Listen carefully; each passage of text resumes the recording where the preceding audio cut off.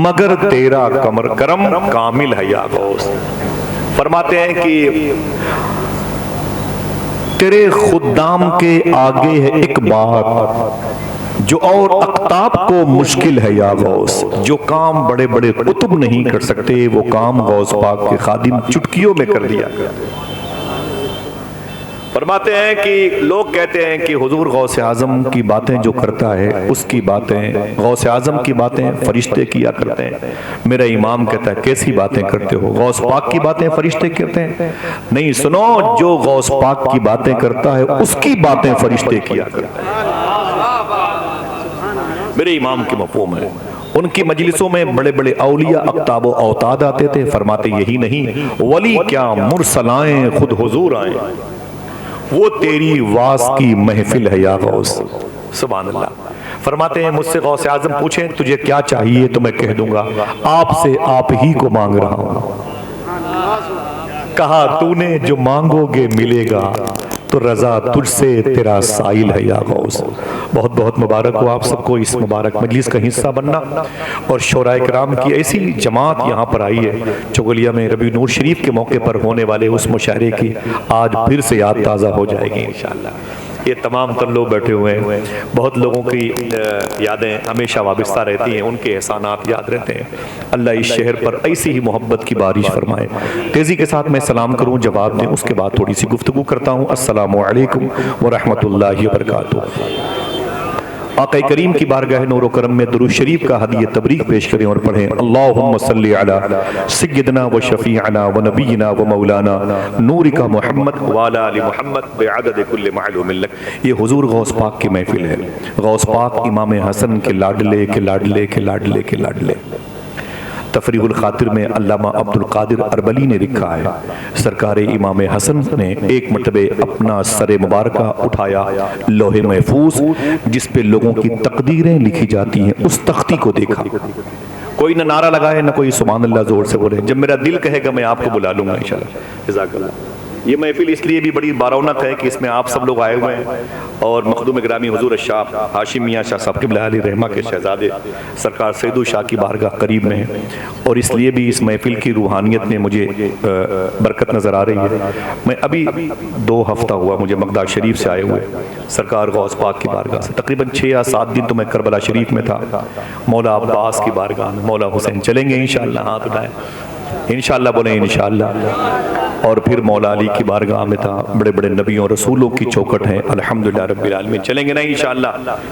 वहाँ पर बैठा हुआ था तो मुझे इस तारीख के हवाले से मेरे मोबाइल में वॉइस रिकॉर्डिंग आई थी, तो गौस पाक की बारगाह बैठा हुआ था। जब मैंने इत्तेफाक से, मैं ऐसा करता नहीं लेकिन मैंने डायरी देखी तो इस तारीख में डायरी शाद फतेहपुरी भाई के नाम से लिखी हुई थी। मैंने कहा कितना मुबारक है इंसान कि जिसका नाम गौस पाक की बारगाह में ले रहा। वो मजलिस कितनी अच्छी है जिसका जिक्र होने से पहले गौस पाक की बारगाह में हो रहा है। अल्हम्दुलिल्लाह। अल्लाह इस महफिल को नजर बस से महफूज फरमाए। तवज्जो सुनना, थोड़ी सी बातें जो भी होंगी वो बड़ी आसान सलीस लहजे में होंगी।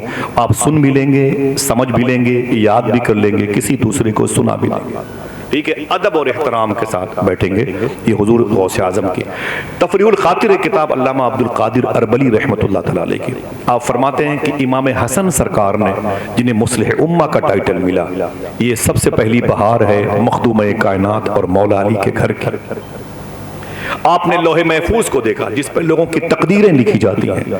आपने देखा तो कि मेरे नाम के आगे जो मेरी औलादें हैं, हसन मुसन्ना, मूसा अलजोन, अब्दुल्ला महज, शेख मोहम्मद, शेख अहमद, फिर बाद में शेख यहिया जाहिद, फिर बाद में शेख अब्दुल्ला जिलानी, बाद में शेख मूसा जंगी दोस्त, बाद में शेख अब्दुल कादिर जिलानी। वो एक सिलसिले मुबारक आया। मेरी कोई औलाद में इमाम नहीं है। सुनना साहिब, इमाम हसन फरमाते हैं मैंने जब गौर से देखा तो पता चला मेरी कोई औलाद इमाम नहीं है। सूफी इज़्म में 12 इमाम पाए जाते हैं। सुभान अल्लाह। अगर कहो तो तेजी के साथ नाम ले लूं। एक जात को मौला अली कहा जाता है, देखना कितने लोग सुभान अल्लाह कहेंगे। दूसरी जात को इमाम हसन कहा जाता है। तीसरी को इमाम हुसैन कहा जाता है। उसके बाद इमाम ज़ैनुल आबदीन का नाम है, इमाम बाकिर का नाम है, इमाम जाफर सादिक का नाम है, उनके बेटे इमाम मूसा काजिम का नाम है, उनके लाडले इमाम अली रजा का नाम है, उनके लाडले इमाम मोहम्मद जवाद तकी का नाम है, उनके लाडले इमाम अली नकी हैं, उनके लाडले इमाम हसन अस्करी हैं, बाद में उनके लाडले इमाम मेहंदी आने वाले हैं इंशाअल्लाह। हाँ तो उड़ा के बोलो इंशाअल्लाह। अल्लाह का शुक्र है कि इन सारे इमामों की मज़ारात पर जो मदीने शरीफ में हैं, जो नजफ अशरफ में है, करबला में है, काज़मैन में है, सामर्रा में है, ईरान के मशहद में है, कई मरतबे मैंने इन सभी इमामों की बारगाह में हाजिरी का शरफ पाया। चलेंगे इंशाअल्लाह आप सब बड़े सरकारों में चलेंगे इंशाअल्लाह, ठीक है। इमाम हसन कहते हैं, और ये सारे इमाम, इमाम ज़ैनुल आबदीन, इमाम बाकिर, इमाम जाफर सादिक, इमाम मूसा काजिम, इमाम अली रजा, इमाम जवाद तकी, इमाम अली नकी, इमाम हसन अस्करी, ये सारे औलाद जो इमाम हैं वो इमाम हुसैन के बेटे हैं। किसके? समझ के बात करेंगे तो बहुत मजा आएगा। इमाम हुसैन के बेटे, इनमें कोई बेटा इमाम हसन का नहीं, सारी औलादें इमाम हुसैन की, यानी उनकी सारी औलादें इमाम बनी हुई हैं। और उनके बड़े भाई इमाम हसन कहते हैं, मेरे मौला ये लोहे महफूज पर जो महफूज तख्ती है सेफ, इस पर मेरी कोई औलाद इमाम नहीं है। मेरा छोटा भाई इमाम हुसैन, इसकी सारी औलादें इमाम बनी हुई हैं, हालांकि मैं उसका बड़ा भाई हूं, मेरी कोई औलाद नहीं है। अल्लामा अब्दुल कादिर अरबली फरमाते हैं, आवाज आई ऐ मेरे के लाडले हसन सुन, ये सच है कि तेरा कोई बेटा इमाम नहीं, लेकिन सुन तेरे जो छोटे भाई इमाम हुसैन है, उनके जो सारी औलादें 9 अइम्मा किराम हैं, उनके अंदर जितनी खूबियां पाई जाती हैं, अल्लाह फरमाता है तेरी एक आने वाली औलाद होगी, वो सारी खूबियां सिमट करके उसके अंदर समा जाएंगी, दुनिया उसी को अब्दुल कादिर जिलानी कहेगी। जब वो चलेगा तो लोग कहेंगे इमाम जाफर सादिक का सिद्क जा रहा है, इमाम बाकिर की अजीम शान बसारत जा रही है, इमाम ज़ैनुल आबदीन का सब्र जा रहा है, इमाम हुसैन की शहादत का अजीम शान एक वजूद नूर जा रहा है। वो जब चलेगा तो सारे अइम्मे किराम की चाल ढाल उस शख्सियत पे नजर आएगी, दुनिया उसी को शेख अब्दुल कादिर जिलानी कहेगी। रिवर्स करता हूं, एक बात, हजरत इस्माइल अलैहिस्सलाम के 2 बेटे हैं, इब्राहिम अलैहिस्सलाम के, एक बेटे का नाम इस्माइल और दूसरे बेटे का नाम इसहाक। इस्माइल बड़े हैं, इसहाक छोटे हैं। फिर रिवर्स करता हूं, तवज्जो सुनिएगा, बहुत फिर आसान गुफ्तगू करूंगा अगर ज्यादा आवाजें आई तो। जनाब इब्राहिम अलैहिस्सलाम के 2 बेटे, एक को इस्माइल कहा जाता है, इस्माइल ज़बीउल्लाह, और एक को इसहाक अलैहिस्सलाम कहा जाता है।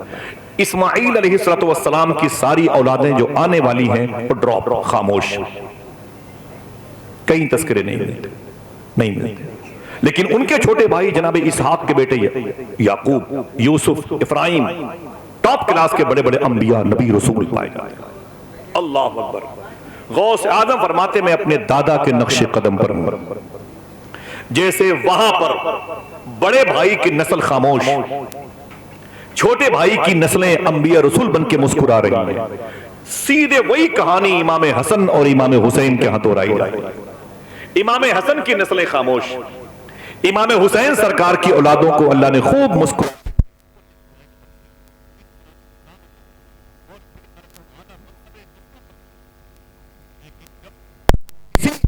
की नस्ल में आमीना का लाल मक्के शरीफ में आया। जब फिर हुजूर बोले तो सारे नबी खामोश हो गए। ऐसे ही अल्हम्दुलिल्लाह रब्बिल आलमीन जब जीलान की जमीन पर मौलाए कायनात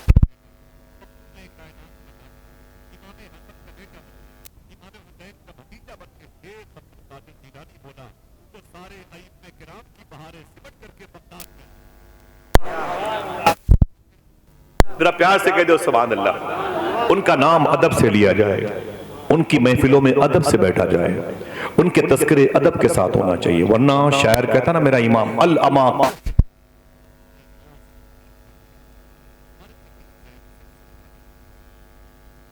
अदब की वजह से इनामात बड़े मिला करते हैं, अदब की वजह से फैजान बड़ा मिला करता है। हम तो सहाबे किराम को जो अफजलियत देते हैं सिर्फ हुजूर को देखने की बुनियाद पर नहीं, सिर्फ हुजूर के पीछे नमाज पढ़ने की बुनियाद पर नहीं, सिर्फ हुजूर के साथ जिहाद करने की बुनियाद पर नहीं, बल्कि ताज़ीम रसूल की बुनियाद पर। वरना बड़े बड़े मुनाफिकीन भी हुजूर के साथ सफर किया करते थे। आइए बताऊं अदब से फायदा कितना होता है। माजी करीब में हिंदुस्तान में विदेश मंत्रालय में सर्विस करने वाली एक लेडी थी, मद्रास की क्रिश्चियन थी। उनको करम हुआ उन पर तो बगदाद शरीफ चली गई। क्रिश्चियन थी, ईसाईज़म से उनका ताल्लुक था और चली गई वो बगदाद शरीफ। और गौस पाक की बारगाह से तकरीबन 4 किलोमीटर के फासले पर विदेश मंत्रालय है, सोलहिया के बिल मुकाबिल कई मुल्कों के एम्बेसडर हाउस बने हुए हैं। तो वहां पर वो लेडी जो थी ना, वो सर्विस करने लगे विदेश मंत्रालय में। तो उन्होंने बाद में छुट्टी के दिनों में वहां के मुसलमान जो गाइड थे उनसे उन्होंने कहा कि मुझे बगदाद की ज़ियारत कराएं। तो किसी ने कहा वहां चलें जहां सलमान मोहम्मदी हैं। बोले वहां क्या है? बोले उनकी मज़ार शरीफ है। बोले मैं तो क्रिश्चियन हूं। बोले उनकी मज़ार शरीफ पे किसरा का महल है जो 2500 साल पहले का बना हुआ है, हुजूर की पैदाइश पर जिसकी दीवारें फट गई थी। आप चल के वो देख लें। करबला में मौला हुसैन है जहां से पूरी दुनिया को फैज मिलता है। नजफ में दुनिया की सबसे बड़ी कब्रिस्तान है जहां 1 करोड़ से ज्यादा मुर्दे दफने हैं। आप चल के वो देख ले। बकिया, सामर्रा, कुरकुक, सुलेमानिया, कुर्दिस्तान की बहारें देख ले। बाकुबा के महल्लात देख ले। बगदाद बड़ा अजीम शहर है, आले अब्बास का बसाया हुआ। आप इस शहर में रहती हैं, इस शहर के जो बरकत वाली अलामतें वो देख ले। तो वो लेडी कहती है मैंने सफर किया बगदाद का। फिर मैंने कहा और क्या है? किसी ने कहा हर जगह घूम लिया। मैंने कहा हाँ। बोले एक आस्थाने पे चलेंगे? मैंने कहा कहाँ? बोले करीब में है। मैंने क्या नाम है? बोले शेख अब्दुल कादिर जिलानी। तो वो कहती हैं जब गौस पाक का नाम सुना तो मैंने कहा चले। जैसे बाबुल शेख मोहल्ले में आई ना, 4 किलोमीटर का फासला है वजारतुल खारजिया विदेश मंत्रालय से शेख बाबुल शेख। जैसे मैं टैक्सी से उतर करके अंदर गई हुजूर गौस पाक की बारगाह में, कहती मैं उठने वाली थी, देर हो गई, मेरा दिल उठने के लिए तैयार नहीं था। दिल खिंचा हुआ जा रहा था शेख की बारगाह में। अल्लाह अकबर। बोले दिल ऐसा लगा कि जब मैं आ गई अपने रोम पर तो दिल मेरा वहीं रह गया। क्या कहा था दिल लखनवी ने? नजर उनसे मिलाना चाहता हूं, मैं दिल को दिल बनाना चाहता हूं। अल्लाह अकबर। वो कहती हैं बस आम छुट्टी के दिनों में मैं अपनी ऑफिस से निकलती और कपड़े दुरुस्त करके दुपट्टा ओढ़ करके मैं सीधे गौस पाक की बारगाह। अल्लाह अकबर। फिर इतना दिल लग गया कि जल्दी से मैं खान पान भी वहीं किया करती। वहाँ एक बड़े अजीम शान बुजुर्ग थे बाबा गुलाम अहमद। फातिमा खाला कहती मैं उनकी खिदमत करती रही। अल्लाह अकबर। उनके लिबास को अपने हाथों से धुलती रही, उनके लिए मिर्च की चटनी रोटियां बना के उनको पेश करती रही। बाबा गुलाम अहमद की जूतियां अपने दुपट्टे से साफ करती रही और दिन भर गौस पाक की बारगाह में अपने दुपट्टे से झाड़ू लगाती रही। छुट्टी के दिनों में मुझे इतनी खुशी होती कि आज मैं सैयदना शेख के रोजे शरीफा पे रहूंगी। सुभान अल्लाह। वो सर्विस करती रही, सर्विस करती रही, ड्यूटी करती रही, ड्यूटी करती रही। सुभान अल्लाह। नारे तकबीर, नारे रिसालत लगाए नारा। उलमाए किराम से गुजारिश है। सुभान अल्लाह। नारे तकबीर, नारे रिसालत, उलमाए किराम सैयद चांद मियां काज़मी साहब। नारे तकबीर, सैयद चांद मियां काज़मी साहब जिंदाबाद जिंदाबाद। नारे रिसालत। सुभान अल्लाह। जरा मोहब्बत से कहते हैं सुभान अल्लाह। तवज्जो रखिएगा। देखिए आप हुजूर के शहजादों के आने से मखदूम ग्रामी हुजूर शाह सैयद चांद काज़मी मियां शाह साहब किबला, इमाम मूसा काज़िम जो काज़मैन में लेटे हुए हैं नहर दजला के उस पार जिसे काज़मैन कहते हैं, इमाम जवाद तकी अपने पोते की मदार शरीफा के करीब में उस मुबारक नस्ल अतहर शरीफ का ये मुबारक वजूद है जो आप हज़रात की बज़्म मोहब्बत में आया। आने की वजह से अल्लाह इस महफिल को कबूल फरमा ले। आमीन बोले, आमीन बोले मोहब्बत से। सुने आप बड़े अदब और एहतराम के साथ। फातिमा खाला जो है ना वो कहती है कि बस मैं हुजूर गौस पाक की बारगाह में छुट्टी के दिनों में आने और जाने लगी। फिर एक दिन ऐसा आया कि मेरी ड्यूटी क्या ख़त्म हुई, मैं वहाँ से वो जो है वक्त मेरा पूरा हो गया, रिटायरमेंट का वक्त आ गया। तो मुझे मेरे ऑफिस के मेन सर ने कहा कि तुम्हारी ड्यूटी फला महीने ख़त्म हो जाएगी। वो कहती है कि बस मैं रोने लगी। मैं गौस पाक की बारगाह में, देखिए भाई जान आवाज़, वो कहती है मैं गौस पाक की बारगाह में गई। मैंने कहा शेख, अभी की बात है, मुश्किल से 50 साल 40 साल पहले की। वो कहने लगी या शेख अब्दुल कादिर, मेरी छुट्टी ख़त्म हो गई है और मुझे हुकूमत हिंद अपने मुल्क बुला रही है। आपका दरबार मुझसे छूट रहा है, बड़ी यादें वाबस्ता रहेंगी, आपकी यादें बहुत आएंगी। या शेख क्या मुझे फिर कभी बुलाओगे? तो वहां के खादिम ने मुझसे कहा कि गौस पाक की मजार शरीफ से आवाज आई, क्या मुझे छोड़ के चली जाओगी? अल्लाह, क्या मुझे छोड़ के चली जाओगी? तो रोने लगी। गौस पाक की जाली शरीफ पकड़ी, कहा या शेख, लोग सड़कों पे कलमा पढ़ते हैं, उलमा किराम के सामने कलमा पढ़ते हैं, कुरान को गवाह बना के कलमा पढ़ते हैं, लोग दरो दीवार को मसाजिद में जाके कलमा पढ़ते हैं। मैं चाहती हूँ कि आपको गवाह बना के कलमा पढ़ के मुसलमान मुशर्रफ बा इस्लाम हो जाऊं। कहती मैंने कलमा पढ़ा हुजूर गौस पाक की बारगाह में, मैंने सारे कागजात को वहीं पर फाड़ करके मैंने दिए, और फिर गौस पाक की बारगाह से मुझे एक नाम अता हुआ। देखना कौन कौन सुभान अल्लाह कहता है। मुझे ये नाम अता हुआ कि तुम्हारा नाम आज से फातिमा रखा जाएगा। नाम इतना प्यारा है कि आसानी से न लिया करो, न किसी को लेने दिया करो, क्योंकि शायर ने कहा था जब कभी भी फातिमा जहरा का आ जाए ख्याल, एहतरामन अपनी आंखें बंद करना चाहिए। लोग बेवजू वजू ऐसे लेते रहते हैं, मना है, समझ रहे आप? तो कहती बस मेरा नाम हो गया। उनकी उम्र शरीफ तकरीबन 95-100 साल के ऊपर चली गई। अल्लाह अकबर। तकरीबन 35 साल तक फातिमा खाला हुजूर गौस पाक की बारगाह में रहती थी। आइए देखें अदब की वजह से इनाम क्या मिला। किसी ने पूछा फातिमा खाला क्या आपने कभी हुजूर गौस पाक को देखा है?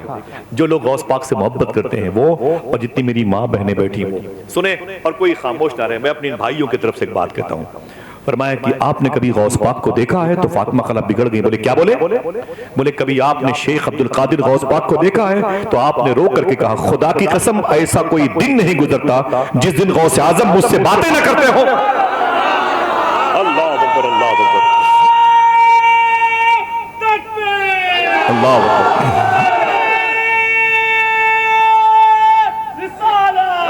क्या कहा था?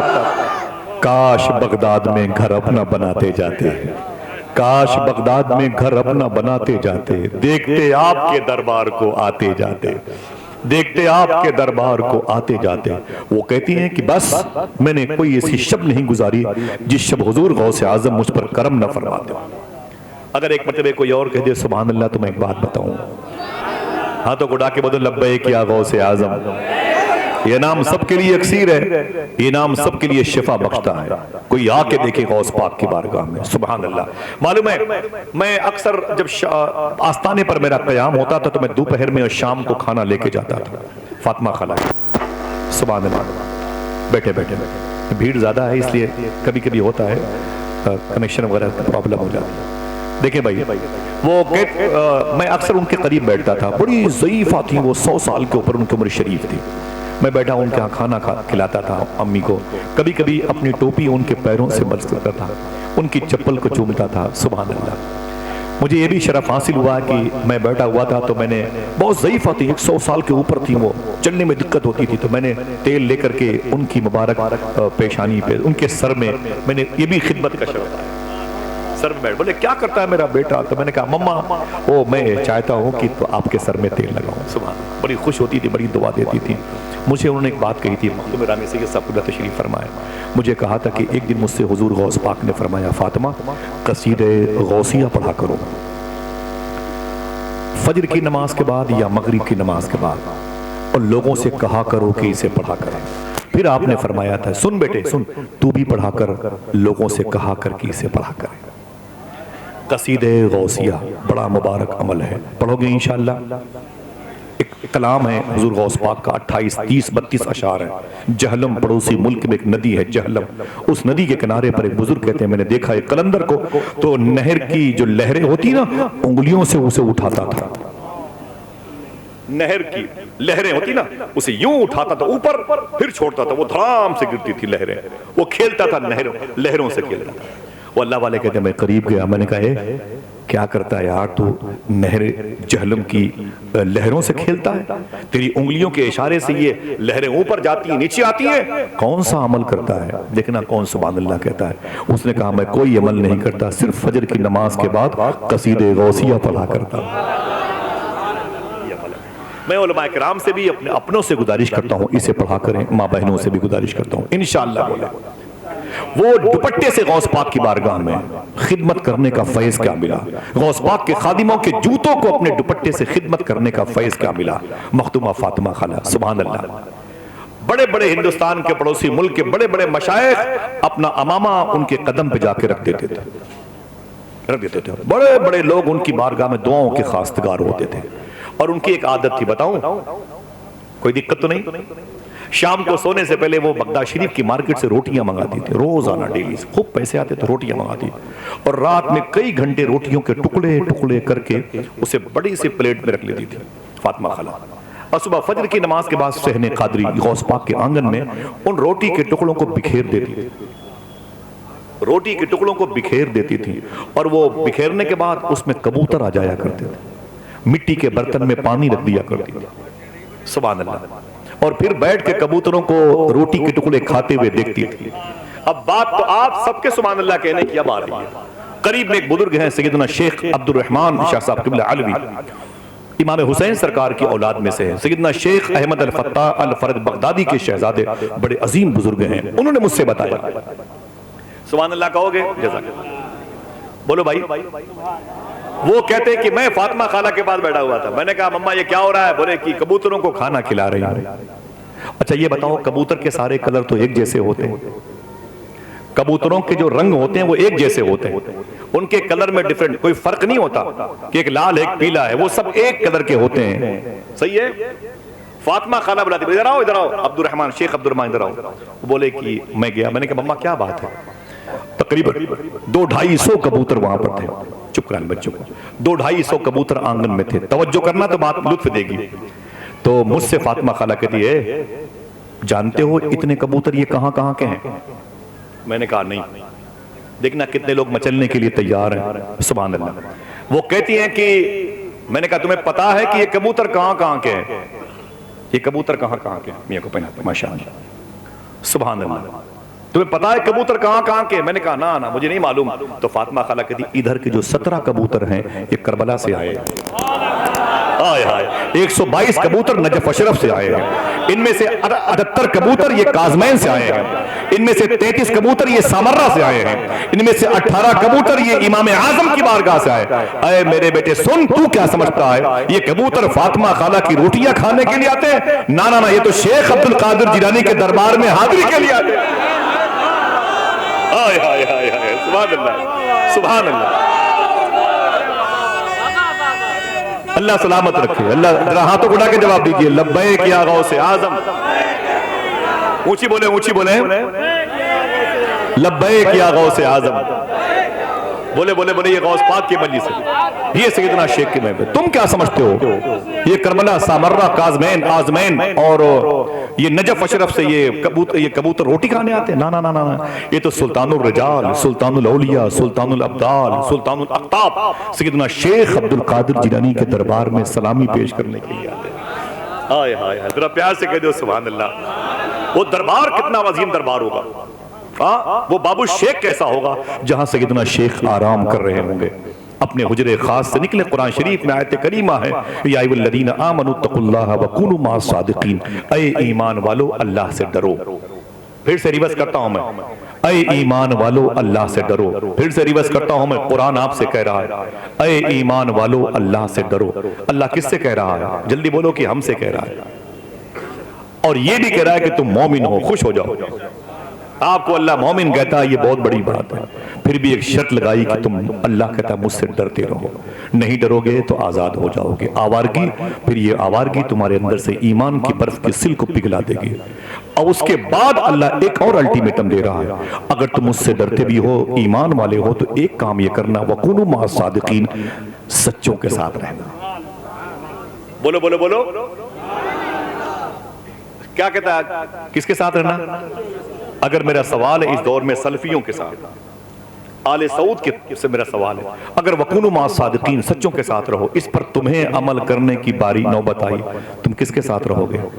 आले सऊद कहेगा, मेरी नजर में तो एक ही सच्चा है, जिसे ट्रम्प कहते हैं, जिसे नेतन्याहू कहते हैं, व्लादिमीर पुतिन कहते हैं, उनकी नजर में वही सच्चे हैं। और कोई आपसे पूछे कि आप अगर सच्चों के साथ हो तो कौन है सच्चा?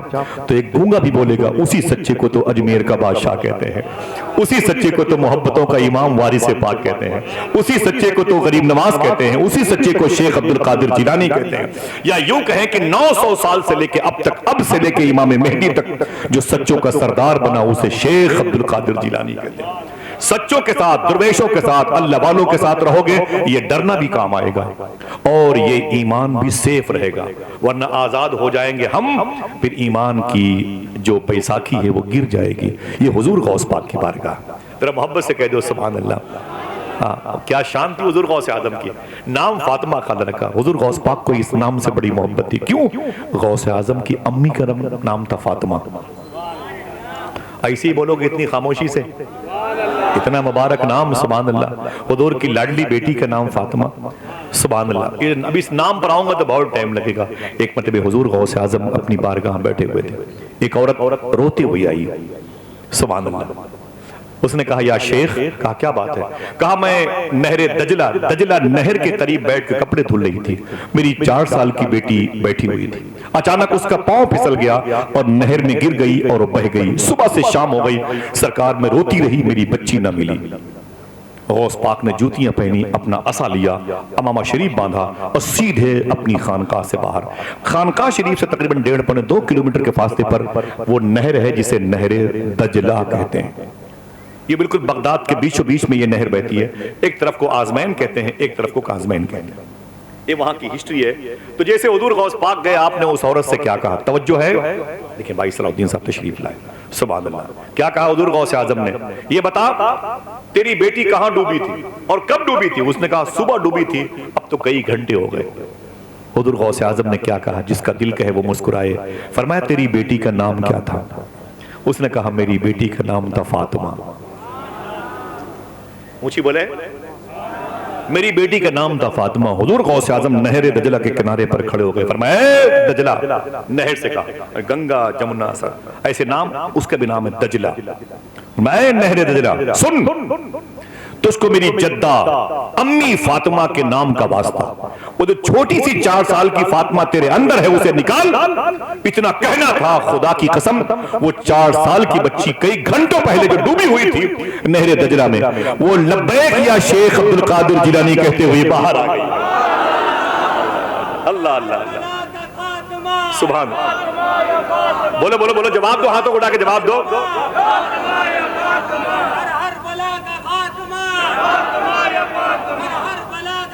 जीते रहिए माशाअल्लाह। अल्लाह इस नाम की बरकतें अता फरमाए, आमीन कह दो।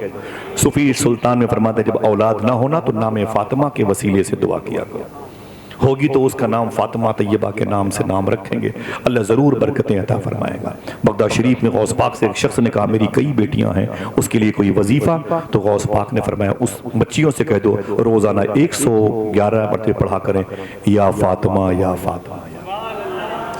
इसमें आजम का फैज़ मौजूद है। उसने कहा हुजूर बड़ी प्यारी आपने तालीम दी है, अच्छा ये बता दे कि जो मेरे लड़के हैं वो क्या पढ़ेंगे? अब देखना कौन कौन सुभान अल्लाह कहता है।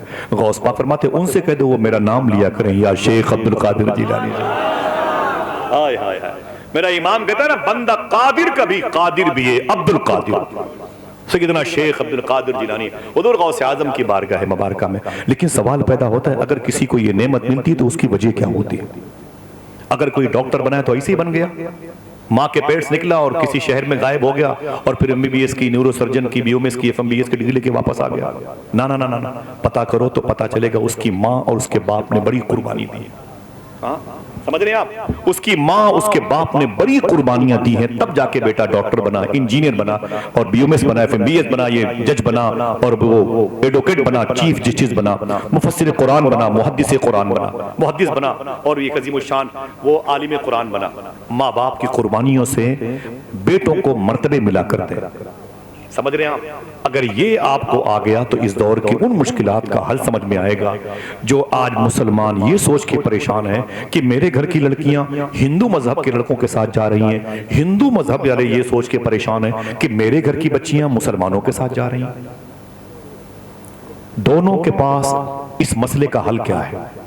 सूफी साहब कहते हैं कि चाहे हिंदू हो चाहे मुसलमान, लड़कियां आवारा हो जाएं, लड़के आवारा हो जाएं तो उनके इलाज के लिए किसी डॉक्टर, किसी दुआ तवीज, मुअव्विज, बंदिश करने वाले, दुआ तवीज करने वालों के पास नहीं जाना चाहिए।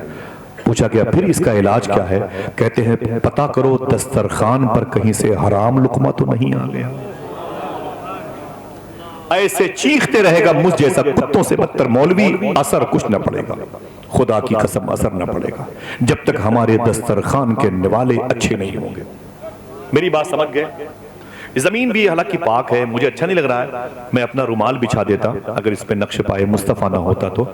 अगर कोई ज़हमत ना हो तो बैठ जाएं, जमीनों पर बैठ जाएं, और मैं दिल से दुआ करूंगा इन जमीनों पर बैठने वालों को अल्लाह गौस पाक के आंगन में बैठने की तौफीक अता फरमा दे।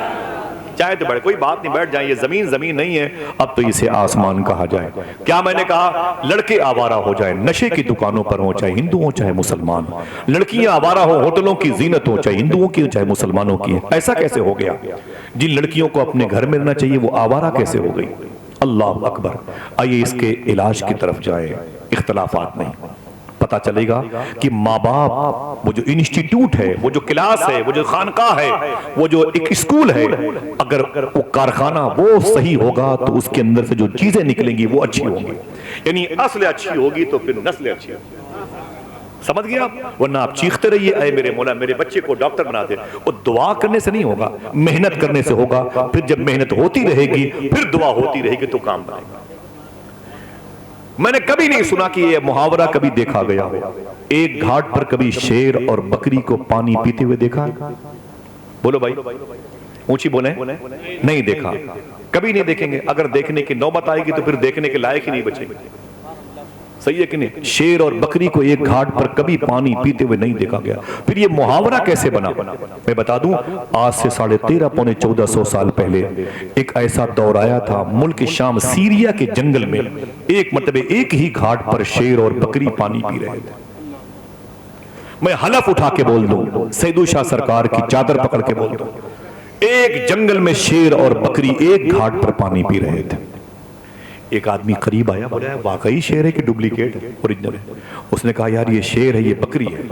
शेर बकरी इकट्ठा पानी पी रहे हैं, क्या शेर अंधा है? क्या शेर बकरी पागल है? क्या? दोनों के लिए खतरा। शेर हमला करेगा तो उसका शिकारी भी होता है वहीं पे हो, बकरी की जान जाने के इम्कानात मौजूद हैं। फिर ये दोनों एक ही घाट पर पानी पी रहे हैं, वजह क्या है? उस वक्त के एक मुसलमान ने कहा इसकी वजह ये नहीं कि शेर अंधा है बकरी पागल है। बोले फिर इसकी वजह यह है कि इस वक्त एक बादशाह जमीन पर ऐसा मौजूद है जिसका नाम उमर बिन अब्दुल अजीज है। वो इतना अल्लाह से डरता है कि शेर भी उसका नाम सुन के डरता है। अल्लाह अकबर, अल्लाह अकबर। इतना वो डरता है अल्लाह से कि शेर भी उसके नाम से डरता है। देख, जंगल की बकरियां भी बेखौफ है, ये दुम्बे जानवर भी शेर से डरते नहीं है। जब मैंने ये पढ़ा तो मैंने कहा जरा सोचो कि उमर बिन अब्दुल अजीज का बायोडाटा क्या है। लगे हैं लोग मारपीट करने में, आइए उसके इलाज की तरफ। वादा करो इंशाल्लाह इस पर अमल करोगे, हाथों को उठा के बोलो अमल करोगे इंशाल्लाह। जलसे बड़े महंगे हैं और बहुत मुश्किल काम है, रोजाना परमिशन ले नहीं सकते, रोजाना मोहल्ले वालों को तकलीफ दे नहीं सकते, रोजाना हम आपको बुला नहीं सकते। हम जैसे कुत्तों से बदतर इंसान तो ऐसे ही टहलते रहते हैं। पूछ कर मेरा पता वक्त आएगा न करो, मैं तो बंजारा हूं क्या जाने किधर जाऊंगा। और एक बता दूं, आज मैं हूं कल नहीं रहूंगा। बड़े बड़े लोग इसी गली के मुशायरे में, कहीं बिस्मिल भागलपुरी, कहीं हुनर पलामी और कहीं पर हसन नवाज सीवानी, कहीं मोइन जामी, इन जैसे नामों के मालिकान आज दुनिया छोड़ चुके हैं। कभी हम भी न रहेंगे, आप रहे, आपकी नस्लें रहें, आमीन कह दें।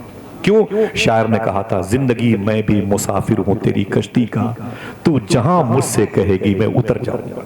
लेकिन वादा करो इंशाल्लाह इस बात को याद रखोगे। हर दिन जलसे जुलूस में मत जाया करो, इतना टाइम आपके पास नहीं। एक जलसे में जाके कुछ बातें सुन के उस पर अमल कर लो, अपने घर में सोते रहोगे, हर दिन जलसों में रहने का सवाब मिलता रहे। जलसों की भीड़ बढ़ाते रहोगे, कुर्सियां रात भर लोग ढोते रहेंगे, जलसे वालों को खुद सुनने का मौका ना मिलेगा तो मेरे भाई क्या मतलब। लेकिन एक जलसे में आओ और 10 साल तक उसी पर अमल करो। मैंने बायोडाटा पढ़ा उमर बिन अब्दुल अजीज का, यार बात क्या है, ये खुदा से इतना डरते हैं कि जंगल का शेर डरता है। जब मैं इनके पीछे की हिस्ट्री मैंने पढ़ी ना तो मुझे एक बादशाह याद आया, एक हुजूर का गुलाम याद आया जिसे उमर फारूक आजम कहते हैं। काश सब सुभान अल्लाह कहते हैं, कोई कमजोर नाम नहीं है। इनके दौर में 1086 शहर फतेह हुए थे। दुनिया के 2 सुपर पावर हुकूमत, रोम इटली जिसे कहते हैं, फारस मदाइन ईरान जिसे कहते हैं, दोनों मुल्कों के दोनों बादशाहों की महलों की छतों पर इस्लामी झंडा इन्हीं के दौर में लहराया था। 1086 शहर फतेह हुए थे। और तकलीफ होती है कि चाइना हमारी जमीनों पे कब्जा करता है, हम तमाशे देखते हैं। हाँ? हमने जिसे कहा था कि हम तो चीन के मुर्दों को कफन दे नहीं सकते, आज वो हमारी जमीनों पर काबिज है। हाँ? हम कहां से आगे बढ़ेंगे? हम तो आपस में लड़ने में लगे हुए हैं। मुल्क की तरक्की की तरफ किसी का जहन नहीं जा रहा है। दुआ करो अल्लाह इस मुल्क में खूब मोहब्बत की बारिश फरमा दे, आमीन कह दो। लोग हमसे लड़ना चाहते हैं, साहिबो हम क्यों लड़ें किसी से? हमारा इस्लाम लड़ने के लिए नहीं है। लेकिन मुसलमानों, अगर आप इस्लाम को पढ़ना चाहते हो तो गरीब नवाज को पढ़ो, ख्वाजा साहब को पढ़ो, इंशाअल्लाह। बोले अजमेर शरीफ में अगर कोई हिंदू लड़की जवान होती तो उसकी शादी की फिक्र उसके बाप से ज्यादा गरीब नवाज को रहा करती थी। हम आपस में लड़े, हम तो मजहब देख करके इलाज करते हैं, मजहब देख करके दुकानों के करीब में गिरने वाली मोटरसाइकिल के मुसाफिर को उठाते हैं, मजहब पूछ करके उसे पानी देते हैं। मुसलमान है कि नहीं? ना ना ना ना ना, ऐसी गलती कभी मत करना इंशाअल्लाह। वादा करो इंशाअल्लाह। लोग लगाते हैं नारा कि फलां की दुकान से सामान ना खरीदो, आपका नारा ये होना चाहिए कोई भी हिंदू या मुसलमान हमें हर गरीब इंसान की दुकान से सामान खरीदना है इंशाअल्लाह। दिल से बोलो इंशाअल्लाह। ये इस्लाम है। ये इमाम हुसैन ने इसीलिए कुर्बानियां दी कि हर घर तक पहुंच जाए। हुजूर ने अपनी गोद में इसीलिए उनको पाला। आइए बात करते हैं उस सच्चाई की तरफ जिसका नाम उमर फारूक आजम। अल्लाह के रसूल के विसाल के तकरीबन 4 साल पूरे हो चुके हैं, मुसलमानों के पीएम बने। छोटा मोटा नाम नहीं है। इनके बारे में हुजूर ने फरमाया उमर की जबान से फरिश्ते बोला करते हैं। इनके बारे में हुजूर ने फरमाया उमर जिस गली से गुजरता है उस गली से शैतान नहीं गुजरता। इनकी बेटी हफ्सा हुजूर की बीवी है। अल्लाह अकबर। कुरान की 30 आयतें तकरीबन अल्लाह ने इनकी सोच के मुताबिक नाजिल फरमाई हैं। हुजूर के पहलू में लेटे हुए उमर फारूक आजम रज़ी अल्लाह। हुजूर ने जुमला कहा था, चुपके से कहूं ताकि सब ने सुभान अल्लाह कहें। मेरे आका फरमाते हैं, ऐ लोगों, जब नेकों की बात करना तो मेरी उमर की बात जरूर करना। 100 गाड़ियों से फॉर्म भरे जाते हैं। माफी चाहता हूं, काश कोई पुलिस डिपार्टमेंट का जिम्मेदार आदमी मेरी बात को सुन ले। 200 गाड़ियों से संसद जी फॉर्म भरने जाते हैं। 50 गाड़ियों से चेयरमैन फॉर्म भरने जाता है। हम यहाँ पर इलेक्शन लड़ेंगे। इतनी गाड़ियों में जो तेल जलता है वो हिंदुस्तान का तेल नहीं, खून है, खून। उसे संभालें। उमर फारूक आजम के दौर में मालूम क्या था? रातों को अकेले अपना चेहरा छुपा करके, उमर फारूक आजम चेहरा छुपाकर, लाठी लेकर के, सर पे पगड़ी बांध के, चेहरा छुपा के अकेले मदीने शरीफ की गलियों में टहलते थे। अगर कोई बूढ़े इंसान के रोने की आवाज आती तो आप उसके इलाज के लिए तैयार हो जाते थे। अगर कोई औरत डिलीवरी पोजीशन में होती तो उमर फारूक आजम घर जाते, अपनी बीवी को लेके आते, उस औरत के जच्चा और बच्चा की खैरियत पूछते थे। अगर कोई बच्चा रातों को उठ के रोता तो उमर फारूक आजम उस बच्चे की खैरियत, भूखे होते तो अपने हाथों से रोटियां पका करके उमर फारूक आजम रात में खाना खिलाते थे। ऐसे होते हैं हुजूर के गुलाम। चाहे इस्लामी कंट्री हो और चाहे गैर इस्लामी कंट्री हो, यतीमों का कोई पुरसाने हाल नहीं। इस्लामी सिस्टम से दूर हो गए हम। आइए साहिब बात, उन्हीं दौर में ये उमर फारूक आजम है। ऐसी रातों को निकल रहे थे अपना चेहरा छुपाए हुए। एक घर से आवाज आ रही थी, मेरी बहनों सुनना, एक घर से आवाज आ रही थी। एक लड़की से उसकी मां कह रही थी, अरे मेरी बेटी दूध में पानी मिला दे। कोई एक आदमी बोले, क्या कहा? दूध में पानी मिला दे। तो लड़की ने क्या कहा? ना ना ना ना ना ना, दूध में पानी मिलाने के लिए उमर फारूक आजम ने मना फरमाया। तो मां ने क्या कहा? अरे मिला दे। क्या उमर देख रहा है क्या? वो कहां थे? दरवाजे पर खड़े थे। उसी दरवाजे पर खड़े उमर फारूक आजम। औरत ने पहले क्या कहा? अरे मेरी बेटी दूध में पानी मिला दे। तो लड़की ने क्या कहा? ना ना ना, दूध में पानी मिलाने के लिए उमर फारूक आजम ने मना किया है। तो औरत ने कहा, अरे मिला दे। क्या उमर देख रहा है क्या? जिसका दिल कहे वो सुभान अल्लाह बोलेगा। लड़की ने कहा, उमर नहीं देख रहा है, उमर का खुदा तो देख रहा है। आए अल्लाह अकबर। इतना सुनना था। उमर फारूक आजम की पेशानी पर बल आ गए, निशान लगाया, घर वापस चले गए। सुबह को अपने घर की वो चटाइयों वाला दरबार सजाया। अपने 4 बेटे थे, उनको बुला, बोले बैठ जाओ। चारों बेटे बैठ गए। पुलिस को भेज करके निशान लगे हुए घर में जितने लोग थे उन्हें बुला लिया। वो माँ बेटी थी, आ गई। वो माँ बेटी है, फरमाया बैठ जाओ। वो लड़की थी, उसकी माँ थी, बैठ गए। बोले सच बोलना, ऐ औरत, ऐ बेटी सुन, सच बोलना। ठीक है हुजूर, बात क्या है? उमर फारूक आजम ने कहा, रात में ये किसने कहा था दूध में पानी मिला दो? रात में ये किसने कहा था दूध में पानी मिला दो? डर गई, बोले ओफो, इसका मतलब है इनको खबर हो गई। बोले हुजूर ये गलती मुझसे हुई है, मैंने कहा था दूध में पानी मिला दो। फिर उमर फारूक आजम ने कहा ये किसने कहा था दूध में पानी मिलाने के लिए? उमर फारूक आजम ने मना किया। लड़की ने कहा कि हुजूर ये बात मैंने कही। अच्छा फिर ये किसने कहा था? अरे मिला दे, क्या उमर देख रहा है क्या? औरत ने कहा ये गलती मुझसे हुई है। अच्छा ये किसने कहा था? अरे मिला, क्या उमर देख रहा है क्या? आपने? बोले हाँ। बोले फिर ये किसने कहा? उमर नहीं देख रहा है, उमर का खुदा तो देख रहा है। लड़की ने कहा हुजूर ये बात मैंने कही थी। उमर फारूक आजम की आंख में आंसू आ गए, रोने लगे, अपने चारों बेटों से मुखातिब हुए, फरमाया अरे मेरे बेटो, इस्लामी सिस्टम के मुताबिक अपनी अपनी शादियां करना, लेकिन तुम चारों से गुजारिश है तुम में से कोई एक बेटा मेरी मर्जी के मुताबिक अपनी शादी कर ले। तो एक बेटे ने कहा क्यों, आपकी मर्जी क्या है, आप कहां किसी एक बेटे की शादी करना चाहते हैं? उमर फारूक आजम ने कहा इस लड़की को मैं अपने घर की बहू इस लड़की को मैं अपने घर की बहू बनाना चाहता हूं। इतना सुनना था, बेटे ने खड़े होकर बोले इसके अंदर खूबी क्या है, क्वालिटी क्या है, क्या देख लिया आपने इसके अंदर? बोले देखने की बुनियाद पर नहीं, सुनने की बुनियाद पर ये रिश्ता होगा। बोले क्या खूबी है? उमर फारूक आजम खड़े होके रोए और रो के बोले ऐ मेरे बेटे सुन, ये लड़की इतना अल्लाह से डरती है, इतना अल्लाह से डरती है, जिस घर में जाएगी, जिस शौहर की बीवी बनेगी, बाद में इसकी जो नस्लें होंगी, मेरा दिल कहता है वो अल्लाह का वली बन के पैदा होगी, अल्लाह का वली बन के पैदा होंगे।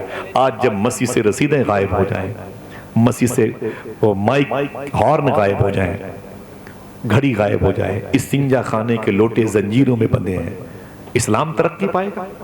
कभी सुना आपने किसी मसीह से कुरान गायब हुआ है, पंसूरा गायब हुआ है, मुसल्ला गायब हुआ है? मुझे बताएं आप। ना ना ना ना, इस सिंजा खाने के लोटे को खौफ है कहीं कोई मुझे बेच के पनपट्टी न खा डाले।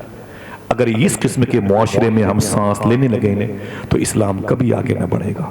हमारी जो आने वाली नस्लें हैं वो तरस जाएंगी अच्छे और सच्चे इस्लाम के लिए। हम उन्हें कौन सा इस्लाम देंगे?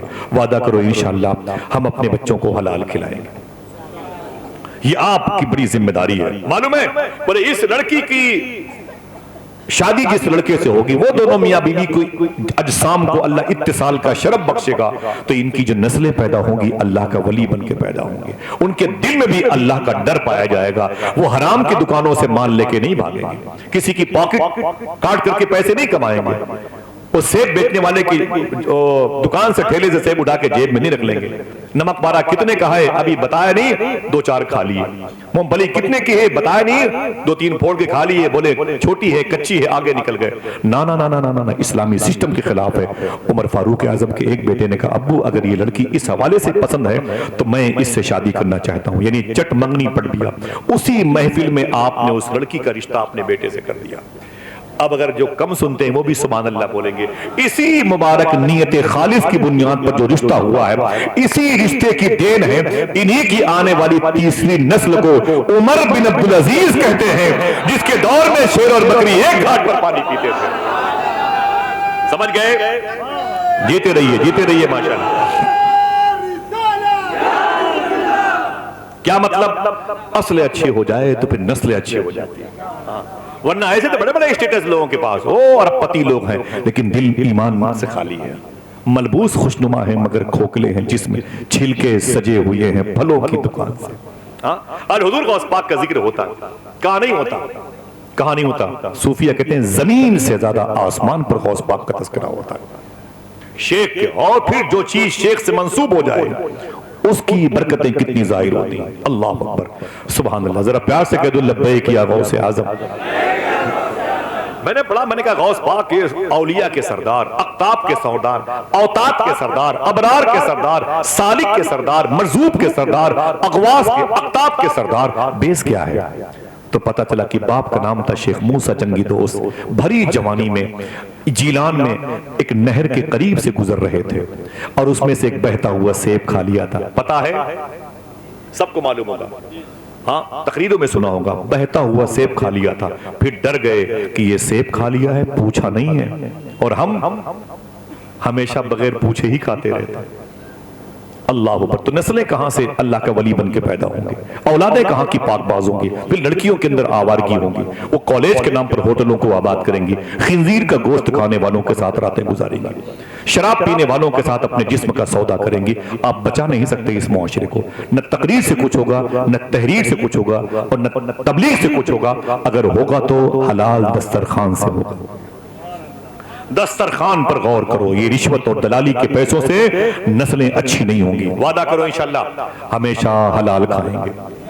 हुजूर गौस पाक के अब्बू हैं शेख मूसा जंगी दोस्त इमाम हसन के बेटे, एक सेब खाया तो डर गए, पूरी पूरी फैक्ट्री से माल गायब हो जा रहा है, खौफ नहीं पैदा, अल्लाह का डर नहीं पैदा। अल्लाह अकबर। शेख मूसा जंगी दोस्त कहते मैं रोने लगा, मैंने कहा मेरे मौला मुझसे खता हो गई, मैंने एक सेब नहर से बहता हुआ खा लिया। अब गए आगे जहां बाग थी तो बाग के मालिक का नाम था शेख अब्दुल्ला सोमई, उनसे सलाम किया, पर मैं हुजूर मुझसे गलती हो गई।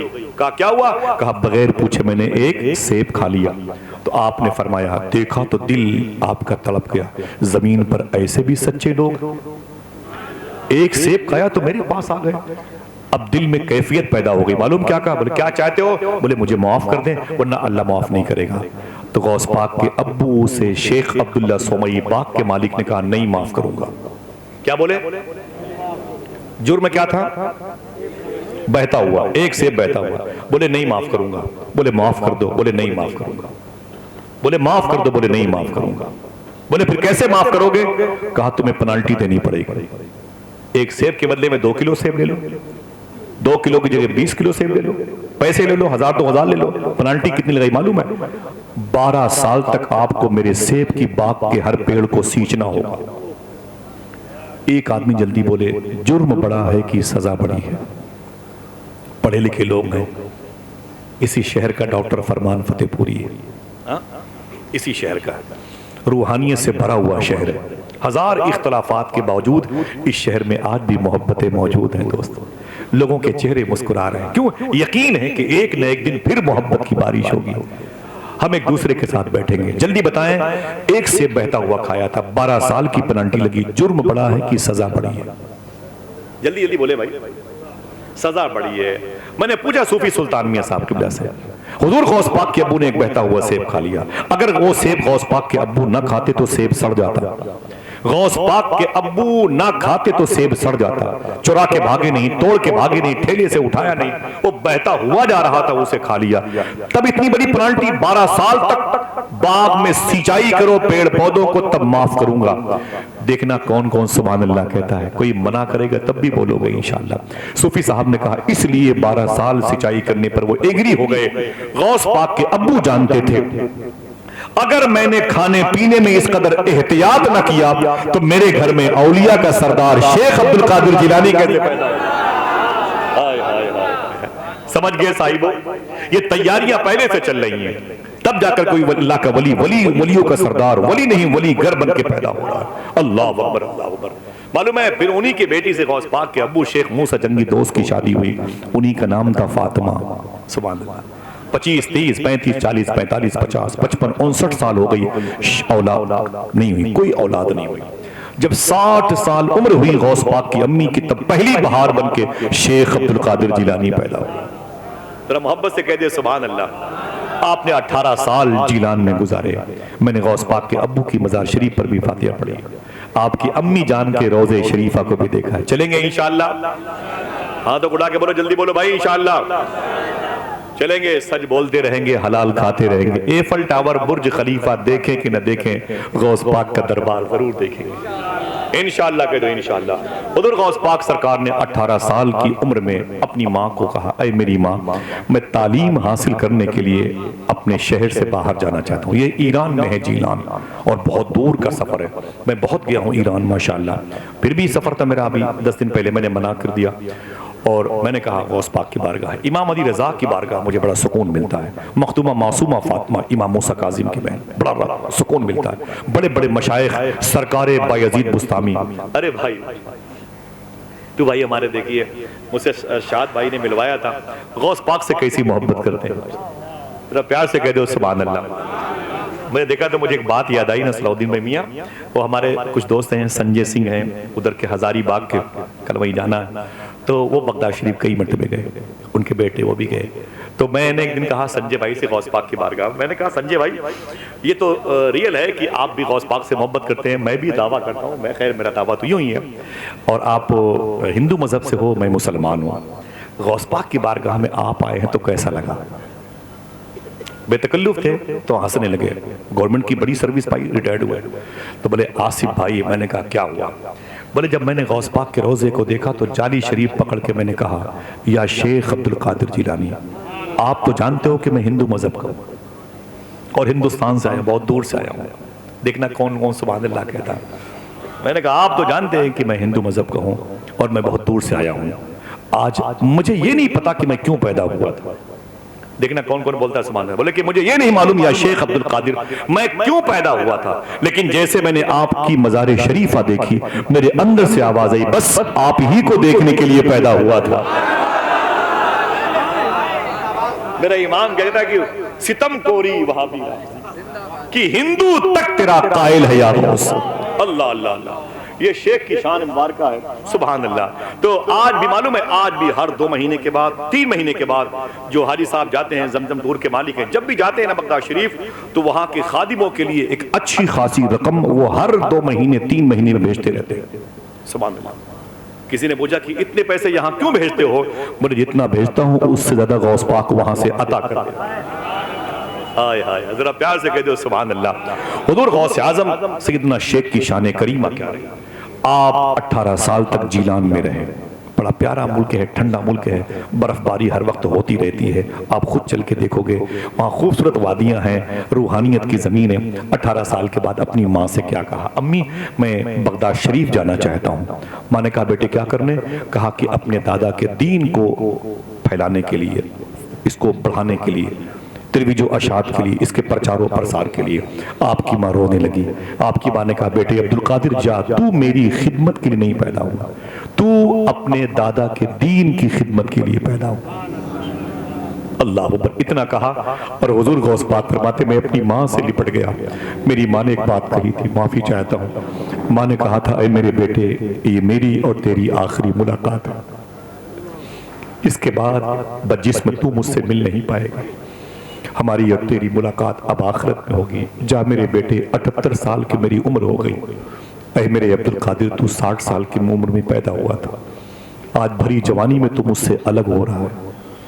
शायर ने कहा था रोने में ये खतरा है, तालाब नदी हो जाते हैं, हंसना भी आसान नहीं है, लब जख्मी हो जाते हैं। स्टेशन से वापस आके बूढ़ी माँ ये सोच रही है, पत्ते दिहाती रहते हैं, फल शहरी हो जाते हैं। फरमाते मेरी माँ रोने लगी और मैं अपनी माँ से लिपट के रोने लगा। मेरी माँ ने मुझसे एक बात कही थी, हम अपने बच्चों से कहते हैं बेटा अंग्रेजी में टॉप कर ले, साइकिल की रेसलिंग में टॉप कर ले, पैदल चलने में टॉप कर ले, जोग्राफिया में टॉप कर ले, मैथ में टॉप कर ले। सूफी साहब कहते हैं कभी अपने बच्चों से कहा करो ऐ मेरे बच्चे सच बोलने में भी टॉप कर ले, झूठ न बोलना, ऐ मेरे बच्चे इसमें टॉप कर ले, सच बोलने में। हुजूर गौस पाक फरमाते मेरी माँ पर्दे में दरवाजे पर खड़ी थी, मैं मुड़ मुड़ के अपनी माँ को देखता रहा। आज मेरी दुआ, मेरी माँ की दुआ है कि मैं आज बगदाद शरीफ में हूँ। विलायत की तमाम तर सुल्तानियाँ मेरे दर से बढ़ती है। साहिबो माँ माँ होती है। जरा हाथ उठा के बताएं जिनकी माँ जिंदा है, उठाए और बोले ऐ अल्लाह तेरा शुक्र है। ऊंची बोले, सब लोग बोले, फख्र से बोले ऐ अल्लाह तेरा शुक्र है, ऐ अल्लाह तेरा शुक्र है। माँ बड़ी अजीम ने, हम आपकी माँ को माँ कह लें तो हम भी अपना हाथ उठा लें, वरना मेरा हाथ तो गिर गया। मेरी माँ का इंतकाल हुआ। मेरी माँ इमाम हुसैन सरकार से और गौस पाक से बड़ी मोहब्बत करती थी। मेरी माँ का इंतकाल आशूरे के दिन 10 मुहर्रम शरीफ को सुबह 6 बजे हुआ था। मालूम इमाम हुसैन से मोहब्बत की निशानी देखा। आज भी मैं रात के 2 बजे 3 बजे जब जाता हूँ घर तो अपनी माँ की कब्र पे पहले जाता हूँ, मैं उसके यहाँ सलामी करता हूँ, टोपी उसके कदमों में रखता हूँ, फिर वापस आता हूँ। लेकिन इस ज़मीन पर माफ़ी चाहता हूँ, कुछ ऐसे लोग भी जो अपनी माँ को गालियाँ देते। मेरे दोस्त है मुस्तकीम चिश्ती भाई, सरकार से दूशा के मुशायरे में आते थे। मुझसे परसों नरसों कहने लगे अपने घर में, बोले आसिफ भाई मेरे मोहल्ले में वो यादव या जयसवाल थे, बोले वो उन्होंने अपनी माँ को बेल्ट से बहुत मारा था। मैंने कहा मैं होता तो उसकी गर्दन मार देता, चाहे मुझे फांसी हो जाती। वो जालिम आदमी कैसे अपनी माँ को मारता, मुझे बड़ी तकलीफ हुई। उसने कहा कि अपनी माँ को बेल्ट से मारता था, मुझे बड़ी तकलीफ हुई। एक मेरे दोस्त है ये रिकॉर्डिंग हो रही है, कभी सुनते हैं, वो सुना भी है उन्होंने। मैंने उनके पास जाके कहा अम्मी किधर है? वो 90 साल की थी, बड़ी कमज़ोर थी। मैंने कहा अम्मी किधर है? बोले आसिफ भाई अम्मी का इंतकाल हो गया। रोने लगे। मैंने कहा कब इंतकाल हुआ? बोले आसिफ भाई मैं क्या बताऊं, मेरे बड़े वाले भाई अम्मी से बात नहीं करते थे, सगा भाई माँ से बात। मैंने कहा फिर? तो बोले बस अम्मी को तकलीफ बहुत थी। अम्मी कहला भेजती थी कि मेरा बेटे, मेरा कसूर क्या है, कोई गलती हो तो मुझे माफ कर दे, लेकिन मुझसे बातें किया कर, मुझसे प्यार किया कर, मैं तेरे लिए दुआ करती हूँ। लेकिन मेरा बड़ा भाई माँ से मोहब्बत नहीं करता था। रमजान के दिन आए तो माँ अफ्तारी से पहले रोज कहती थी मेरा बेटा कभी मेरे साथ बैठ के अफ्तारी करेगा, कभी आएगा मेरे पास, लेकिन आता नहीं था। ईद का दिन आया तो माँ ने कहा ईदगाह मैं भी जाऊंगी। ये माँ होती, उसने कहा कि मैं भी ईदगाह जाऊंगी। मैंने कहा तू कहाँ जाएगी? मेरी माँ बोले जाऊंगी। मैंने कहा क्या करना तू जाएगी? औरतें थोड़ी जाती ईदगाह। तो मेरी माँ ने 90 साल की उम्र थी, कहा कि लोग ईदगाह जाते हैं मस्जिद ईद लोगों से मिलने के लिए, मुसाफा और मोनका नमाज ईद पर अदा करने, मैं जाऊंगी अपने बेटे को देखने के लिए, अपने बड़े बेटे को। इस नियत के साथ मेरी माँ मस्जिद चली गई, दरवाजे पर बैठ गई। मैंने कहा फिर? बोले मेरा बड़ा भाई आया कपड़े पहन के, अच्छे कपड़े, अंदर आ गया मस्जिद के, और जब मस्जिद में नमाज खत्म हुई तो लोगों से गले मिल रहा था, सबको ईद की मुबारकबादियां पेश कर रहा था। माँ ने बाहर से देखा तो कहा मेरा दिल धक धक करने लगा, खुशी हुई, आएगा मेरा बेटा, आज मेरे करीब से गुजरेगा तो जरूर उसका दिल पिघल जाएगा, मुझसे भी वो कहेगा अम्मी मेरे करीब गुजरेगा। तो फिर ये दोनों हाथ मेरे उठे हुए हैं, मेरा फटा हुआ दुपट्टा जो है ना उसके लिए उठा हुआ है, मेरा बेटा मुझे सीने से लगा लेगा। बचपन में मेरे सीने पर ये सोता था, आज मेरा बेटा मेरे सीने पर आ जाए, मैं अपने बेटे से प्यार करूंगी। क्यों? ईद का दिन तो लोग दुश्मन को भी गले लगा लेते हैं। शायर ने कहा था ईद का दिन है गले आज तो मिल ले जालिम, रस्म दुनिया भी है, मौका भी है, दस्तूर भी है। मैंने कहा फिर? बोले आसिफ भाई मेरा भाई सबसे गले मिल के मस्जिद से बाहर आया, अम्मी सामने बैठी थी, वो लाठी उसकी बगल में रखी थी, टूटी हुई चप्पलें थी, फटा हुआ दुपट्टा था, ऐसे उठा के हाथ देख रही थी मस्जिद के दरवाजे से कि मेरा बेटा अब निकलेगा, अब निकलेगा। और जैसे बड़ा भाई बाहर निकला, माँ को उसने देखा तो जोर से घूर करके देखा, और चीखते हुए उसने अपना पैर पटक के जमीन पर माँ को झिड़क करके अपने घर की तरफ चला गया। बोले आसिफ भाई मेरी माँ जमीन पर गिर पड़ी, मैंने अपनी माँ को उठाया, मेरी माँ रोने लगी। बोले बेटे आज के दिन तो लोग दुश्मन से मिला करते, पड़ोसियों को भी गले लगा लेते, दुश्मनों को भी अपने हाथों से निवाले खिलाते हैं, मेरा बेटा ईद के दिन भी मुझसे बात नहीं किया। बोले आसिफ भाई बड़ी मुश्किलों से मैं अपने माँ को उठा करके घर लेके आया, आंगन में बैठ गई, मैं समझाता रहा माँ को, लेकिन माँ मेरी रोती रही। बोले ना मेरे बेटे, उसे क्या पता कि मैंने कितनी मशक्कतों से उसे पाला है, उसे क्या पता लोग अपनी बेटों को दूध पिला के पालते हैं, मैं अपने बेटे को मैंने खून पिला के पाला। भीगे हुए बिस्तर पर मैं सो जाती थी, अपने सीने पर अपने बच्चे को सुलाती थी, आज मेरा बच्चा मेरी उस कुर्बानी को भूल गया। बोले आसिफ भाई बस ईद का दिन अभी कुछ ही देर हुए मस्जिद से नमाजियों को उतरते हुए मेरी माँ का दाहिना हाथ अपने सीने पर, उसके सीने पर था, और धड़कन उसकी ऐसी बढ़ी कि मेरी माँ के दिल के टुकड़े टुकड़े हो गए, और फिर मेरी माँ का ईद के दिन मेरी गोद में इंतकाल हो गया।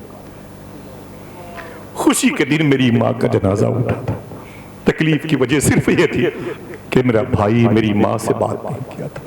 शायर ने कहा था ऐ ज़िया माँ बाप के साए की ना कदरी न कर, धूप काटेगी बहुत जब ये शजर गिर जाएगा। अभी हमें एहसास नहीं है कि फटे हुए बिस्तर पर जो फटे हुए कपड़े पहन करके जो 30 किलो वेट लेकर के जो मेरी बूढ़ी माँ बैठी हुई है, इसकी अजमत कितनी बुलंद है, जब ये अपनी कब्र में चली जाएगी तब एहसास होगा। ताबिश ने कहा था कि मेरी माँ ख्वाब में आकर मेरी हालत पे रोती है कि ज़ेरे खाक भी उसकी परेशानी नहीं जानती। साहिबो अगर माँ जिंदा है तो उसे नाराज न करना, वादा करो इंशाअल्लाह। अल्लाह के रसूल सल्लल्लाहु अलैहि वसल्लम इरशाद फरमाते हैं काश मेरी माँ जिंदा होती, काश मेरी माँ जिंदा होती। मेरे आका फरमाते मैं इशा की नमाज पढ़ा रहा होता और मेरी माँ इस मुबारक मस्जिद नबी शरीफ के तीसरे सफ के करीब में जो दरवाजा था बाबे आयशा, यहाँ पे खड़ी होके मेरी माँ कहती है बेटे मोहम्मद इधर आओ। तो अल्लाह के रसूल कहते हैं कि मैं नियत तोड़ करके अपनी माँ से लिपट जाता, काश मेरी माँ जिंदा होती। अल्लाह के रसूल कह रहे हैं अपनी माँ की तरफ हम तवज्जो नहीं करते, अपनी माँ से हम प्यार नहीं करते। सरकार महबूब इलाही फरमाते हैं कि जब तक मेरी माँ जिंदा थी मेरा कोई काम रुका नहीं। महबूब इलाही फरमाते हैं जब तक मेरी माँ जिंदा थी मेरा कोई काम रुका नहीं, यहाँ तक कि माँ के इंतकाल के बाद भी मेरा कोई काम रुका नहीं। किसी ने पूछा माँ के इंतकाल के बाद क्या करते थे, तो महबूब इलाही दिल्ली का बादशाह कहता है मैं अपनी माँ की कब्र पे जाता था और ऊपर बैठ के मैं दुआ करता था, नीचे मेरी माँ आमीन कहती थी, मेरा काम हो जाएगा। माँ नहीं है तो फिर घर नहीं अच्छे लगते। मैं माफी चाहता हूँ अपनी बीवियों से, अपनी बेटियों से। जब तक मेरी माँ थी मेरा घर मुझे बहुत अच्छा लगता था, अब बहुत कम रहता हूँ। रात के 3 बजे जाता था सर्दी के दिनों में, मेरे भाई डॉक्टर हैं तो उनके मरीजों की टेबल पे मैं अपना बैग, अपनी अटैची रख के बैठ जाता था। कभी 1.5 घंटा बाकी है फजर की अजान में, मेरी माँ दरवाजे के करीब सो रही होगी, अभी जगाऊंगा तो मेरी माँ को तकलीफ हो जाएगी, मैं बैठा रहता था। अचानक कभी कभी मेरी माँ दरवाजा खोल के बाहर चली जाती थी, बेटा तू आ गया? तो मैं अपनी माँ का हाथ चूमता, जी अम्मी मैं आ गया। तो कहती बेटे कब आए हो? तो मैं कहता बहुत देर हुए मुझको आए हुए। तो मुझे जगाया क्यों नहीं, मुझे बताया क्यों नहीं? तो मैं कहता कि तेरी तकलीफ मुझसे देखी नहीं जाती। अल्लाह अकबर। मेरी माँ कहती ऐ मेरे बेटे, हम अपने बेटों की दुआ के लिए, लंबी उम्र के लिए, सुकून और शिफा के लिए जिंदा है। अल्लाह अकबर। माई से कहते हैं। दोस्तों इन मुबारक सनागरों की आमद हो रही है। जरा हाथों को उठा के बोलो लब्बैक या गौसे आजम। ऊंची बोलो लब्बैक या गौसे आजम, लब्बैक या गौसे आजम, लब्बैक या गौसे आजम। थोड़ा सा साउंड प्रॉब्लम की वजह से मैं 1.5 घंटे 2 घंटे के बाद माइक से हट जाता हूँ। मैं इसके लिए शोरा इकराम से मादरत चाहता हूँ, लेकिन इनकी सारी जूतियाँ मेरे सर का ताज हैं। इनके पैरों का धोवन मैं आज भी फख्र से पी सकता हूँ। जिंदगी भर मैंने इनकी कदमों में अपनी रातें गुजारी हैं शोरा इकराम के, और आज अब ये तौफीक मुझे देर तक नहीं मिल पाती है, मुझे साउंड से दिक्कत होती है। लंबी लंबी रातें बैठता था मजलिस रसूल में, तो कहने का मतलब है कि हुजूर गौसे आजम फरमाते मेरी माँ रोने लगी। वादा करो कि इंशाअल्लाह घर से बाहर निकलेंगे तो अपनी माँ का हाथ चूम के निकलेंगे। कितने लोग हैं? वादा करो, अदब करोगे इंशाअल्लाह, माँ का अदब करोगे? वादा करो इंशाअल्लाह माँ का हाथ चूम के निकलोगे, काम होने से पहले हो जाएगा। मेरे उस्ताद इकबाल दानिश इलाहाबादी कहते थे साथ लेता जा सफर में काम आएगा तेरे, माँ का एक लफ्ज़ दुआ मुश्किल कुशा हो जाएगा। जितने शोरा है मैं सर खम करता हूँ, उनके कदमों का बोसा देता हूँ और शाद भाई को मुबारकबाद पेश करता हूँ। कतान ये मुझसे छोटे नहीं, हुजूर की नात पढ़ते हैं। बड़ा मुखलिस दिल पाया, शफाफ दिल पाया। अगर इतना प्यारा दिल ना होता तो इतना हिंदुस्तान में मशहूर भी ना होता मेरा भाई, और ऐसे बड़ों को अपनी बारगाह में, अपने शहर में ये बुलाने में कामयाब भी ना होते। अल्लाह मेरे भाइयों को, मेरे दोस्त को सलामत रखे, आमीन कह दो। तो माँ का अदब करोगे इंशाअल्लाह, अदब माँ का करोगे तो फिर हुजूर का इश्क दिलों में मिल जाएगा, फिर बात आगे बढ़ेगी, प्रमोशन हो जाएगा इंशाअल्लाह। गौस पाक की बातें तो मैं कई घंटे करता हूँ। मैं एक बात बताऊँ, मैं कुंडा मेरा घर है, एक साहब है चाय बेचते हैं, बड़े गरीब आदमी है। उनके बाप का नाम था सिद्दीक, सादिक या सिद्दीक नाम था। मालूम है वो चाय बेचते थे, सुभान अल्लाह। देखना होगा सही साहब, देखना मालूम है उनकी आदत क्या थी। उस वक्त वो 30-35 साल पहले नैनी में एक फूल मोहम्मद बीड़ी निकली थी, नैनी में, याद होगा, फूल मोहम्मद उसका नाम था। उनको बड़ी तकलीफ होती थी ये बीड़ी वाला अपना नाम मोहम्मद सल्लल्लाहु अलैहि वसल्लम के नाम पे क्यों रखा। अल्लाह, बड़ी तकलीफ उनको होती थी। और मालूम है चाय की दुकान पर अपने बच्चों को, नौकरों को बिठा देते थे, बड़ी से पॉलिथीन लेते थे, झिल्ली प्लास्टिक की, और ले करके दिन भर, कुंडा टाउन एरिया है, प्रतापगढ़ जिले की बड़ी तहसील, दिन भर गली कूचों में टहल टहल के उस कागज के टुकड़े को उठाते थे जिस पर मोहम्मद लिखा होता था। फिर से बोले कोई, अदब से आदमी कितना आगे बढ़ता। दिन भर वो कागज के टुकड़े उठाते रहते थे, दिन भर उठाते थे, और जब वो पॉलिथीन भर जाती थी तो रस्सी, एक वो अपनी जेब में वो धागे की रील होती, रील उसे रखे रहते, उसको निकालते और फिर उस पॉलिथीन में बांधते थे। एक कुआं का पानी जो इस्तेमाल में नहीं आता था उसके करीब जाते और आहिस्ता आहिस्ता उसी धागे के जरिए से उस पॉलिथीन को पानी में नीचे उतारते थे। और जब वो पॉलिथीन पानी की तह तक पहुंच जाता, ऊपर पहुंच जाता ना नीचे, तो वो उस धागे को तोड़ देते थे और रील को अपनी जेब में रख लेते थे, और पानी के अंदर वो धागा, वो पॉलिथीन जज्ब हो जाता था।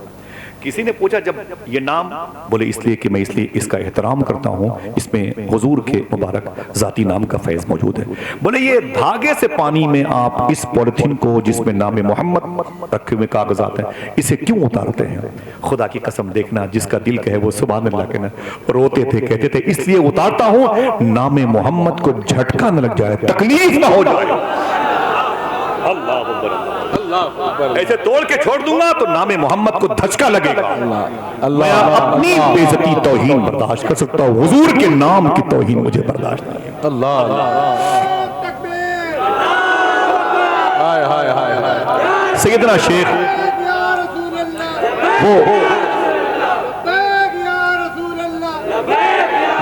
वो हुजूर गौसे आजम है सैयदना शेख, सुभान अल्लाह।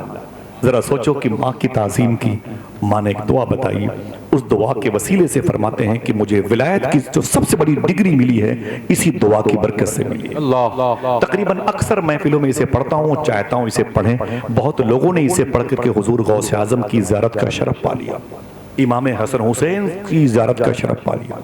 तेजी के साथ पढ़ लें, हर महफिलों में इसे आम किया जाए। पढ़ें बिस्मिल्लाहिर्रहमानिर्रहीम।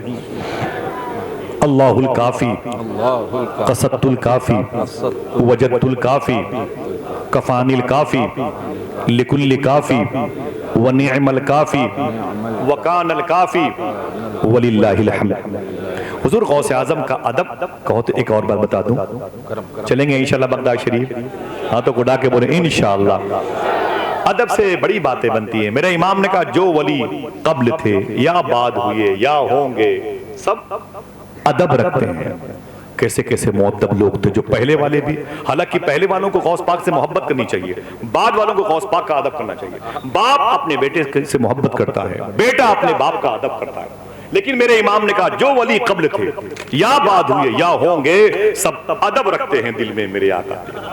बड़ा फर्क है, बड़ी तफावत की बातें की गई, तजादे लफ्जी आप जाएंगे इधर तो डूब जाएं आप। इसकी मानवियत में सैयदना शेख के दर्जाते बातनी और ज़ाहिरी में वजह क्या है?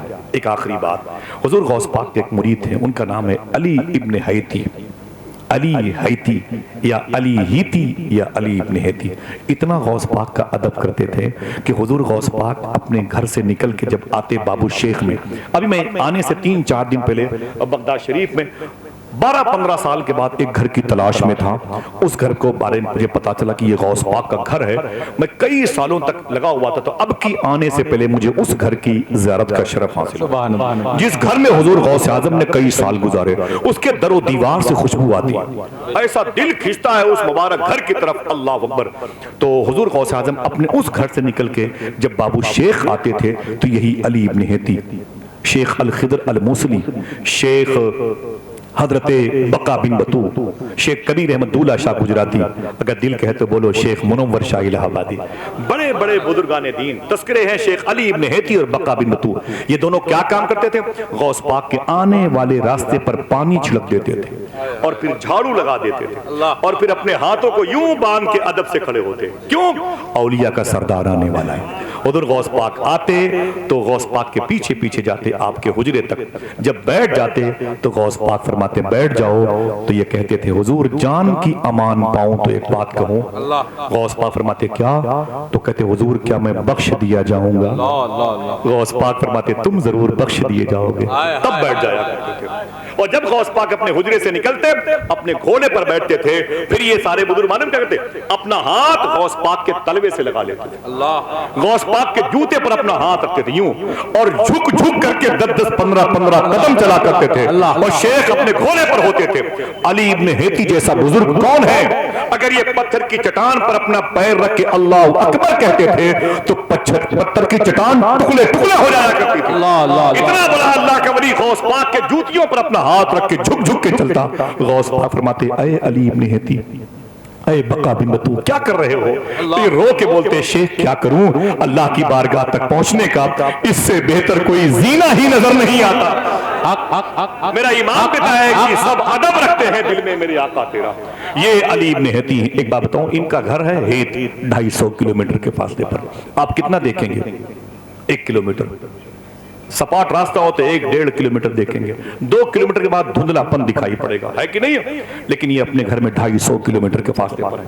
घर से निकले और घोड़े पर बैठे, जैसे घोड़े पर बैठे बगदाद की तरफ देखा 250 किलोमीटर, अचानक अपने घोड़े से उतर पड़े। अपने घोड़े से जैसे उतर के नीचे खड़े हुए, अपना हाथ बांधा, अल्लाह सही साहब, अपना हाथ बांधा और फरमाते कि बस मैं यूं हाथ बांध के खड़ा हो गया, यूं हाथ बांध के मैं खड़ा हो गया। बहुत देर तक मैं अदब से खड़ा रहा, फिर उसके बाद मैं अपने घोड़े पर बैठा तो मेरे मिलने वालों ने, मुतकर्रबीन ने कहा कि शेख अली इब्न हैती, इतनी देर तक आप घोड़े पर बैठे, उतर गए, फिर हाथ बांधे खड़े रहे, बगदाद की तरफ देखते रहे, क्यों? तो आप फरमाते जब मैं घोड़े पर बैठा तो मेरे दिल ने कहा जरा देखूं 250 किलोमीटर के फासले पर गौस पाक क्या कर रहे हैं। क्या मतलब इसके आगे कुछ न कहा जाए, सिर्फ ये कहा जाए जब उनके गदा भर देते हैं जहां ज़माना, मोहताज का जब ये आलम है, मख्तार का आलम क्या है। फरमाते मैं 250 किलोमीटर के फासले पर मैंने बगदाद की तरफ देखा तो मैंने क्या देखा कि गौस पाक अपने हुजरे में खड़े हैं और अपने घोड़े की तरफ बैठने के लिए अपने घर से निकले हैं, जा रहे हैं, और मैं यहाँ पर घोड़े पर बैठा था तो मैं अदब के खिलाफ समझा, मैं नीचे उतर गया। उस वक्त तक मैं अपने हाथ को बांध के खड़ा रहा जब तक गौस पाक अपने घोड़े पर नहीं बैठे। ये अली इब्न हैती जैसे बुजुर्ग गौस पाक के पीछे पीछे चलते थे। अली इब्न हैती फरमाते हैं कि मैं हुजूर गौस आजम सैयदना शेख के साथ में बगदाद में एक बेल्ट है, एक इलाका है, सर्कल है, शूनीजिया कहते हैं, वहां के कब्रिस्तान के करीब से गुजर रहा था। चलेंगे बगदाद इंशाअल्लाह, जल्दी बोलो हाथों उठा के इंशाअल्लाह। और कहां जाने के लिए पैदा हुए, हमारी तो आखिरी मंजिल है भैया, बेशक, हाँ है कि नहीं? आला हज़रत के भाई अल्लामा हसन बरेलवी ने एक शेर कहा था, अगर कहो तो पढ़ दूं, दिल हमें समझा बुझा के सूये काबा लाया था, दिल हमें समझा बुझा के सूये काबा लाया था, दिल को हम समझा बुझा के सूये जाना ले चले, दिल को हम समझा बुझा के सूये जाना ले चले। हमारी मंजिल गौस पाक, हमारी जान गौस पाक, अगर तकलीफ ना हो तो कह दूं हमारा ईमान गौस पाक है। हमें इसी बारगाह से इमाम हसन का फैज मिला, इसी बारगाह से इमाम हुसैन का फैज मिला। जमीन व आसमान की बरकत जो मौजूद है वो मखदूम कायनात के इसी बेटे की मरहून मिन्नत है जिसे दुनिया शेख अब्दुल कादिर जिलानी कहती है। मर्तबा कितना बुलंद है, देखना कितने पढ़े लिखे लोग हैं। सूफी सुल्तान में फरमाते हैं गौस पाक का इतना बड़ा मर्तबा है कि अभी मर्तबे को भी खबर नहीं कि कितना बड़ा मर्तबा है, मर्तबे को भी खबर नहीं कितना बड़ा मर्तबा है।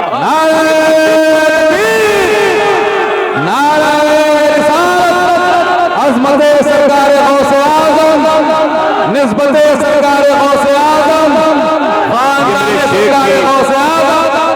आप मुझे तो लग ही नहीं रहा कि आप फतेहपुर में वही हैं जहां चौगलिया का मुशारा होता था। मुझे लग रहा है कि आप लोग वाकई बगदाद शरीफ ही में बैठे हुए माशाअल्लाह। चलिए, तसव्वुर में इस किस्म के ख्याल का आ जाना भी एक बरकत की निशानी है कि नहीं? नहीं गए तो क्या हुआ, सोचने पर कोई पाबंदी थोड़ी है भाई, हम दरगाही लोग हैं, हम इश्क के बंदे हैं, क्यों बात बढ़ाई है, बात ही खत्म हो गई, है कि नहीं? क्या कहना है? जहां पर बैठेंगे वो जमीन गौस पाक की होगी, इमाम हसन की होगी, इमाम हुसैन की होगी, गरीब नवाज की होगी इंशाअल्लाह। सीधी सी बात है, हम फकीरों दरवेशों के कलंदरों के मानने वाले हैं और हम जानते हैं कि सोबत में बुजुर्गों के ही नूरानी बनोगे, जयपाल से अब्दुल्ला बियाबानी बनोगे। बुजुर्गों की सोबतों में आ जाओ, कारगर साबित होगा आपका आना इंशाअल्लाह। समझ रहे हैं? गौस पाक के खादिम फरमाते अली इब्न हैती, मैं गौस पाक के पीछे पीछे था, अचानक हुजूर गौस पाक के कब्रिस्तान में दाखिल हो गए। अभी बड़ी बड़ी कब्रिस्तान है, वहां पर दाखिल हो गए, एक कब्र के करीब गए, सलाम किया, बैठ गए। मैंने सोचा अब उठेंगे, अब उठेंगे, अब उठेंगे, उठे ही नहीं। बहुत देर हो गई, गौस पाक बैठे रहे, रोते रहे, हाथ उठाते हुए। बहुत देर के बाद चेहरा शरीफ अपने चेहरे, हाथों को चेहरे पर फेरा, फरमाया चलो चलो। जब मैं गौस पाक के पीछे पीछे, मैंने कहा शेखी ये कब्रिस्तान शूनीजिया की है, बड़े बड़े बुजुर्ग लेटे हैं, अगर आप सुभान अल्लाह कहने के बाद अगर बता दो, इसी कब्रिस्तान में एक नबी यूशा बिन नून अलैहिस्सलाम लेटे हुए हैं।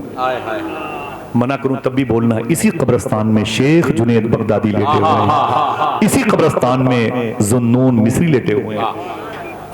पत्थर चल जाए मेरे भाई खुशियों में, इसी कब्रिस्तान में बहलोल दाना लेटे हुए हैं, इसी कब्रिस्तान में शेख श्री सिक्टी लेटे हुए हैं, इसी कब्रिस्तान में मौला अली के खलीफा ख्वाजा हसन बसरी और ख्वाजा हसन बसरी के खलीफा ख्वाजा हबीब अजमी, उनके खलीफा दाऊद ताई इसी कब्रिस्तान में लेटे हुए हैं। बड़ी अजीम कब्रिस्तान है मेरे भाई, अभी ज्यादा उधर मत जाएं, वो जब चलेंगे इकट्ठा तो इंशाल्लाह हाजिरी हो जाएगी, अभी तसव्वुर में हाजिरी दे ले इंशाल्लाह, ठीक है?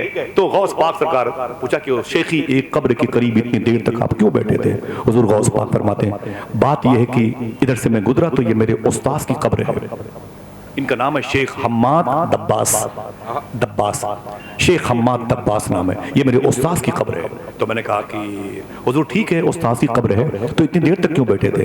दिल कहे तो सुभान अल्लाह कहना। गौस पाक फरमाते मैंने सोचा कि जब मैं करीब से गुजर रहा हूं तो अपने उस्ताद से मुलाकात कर लूं।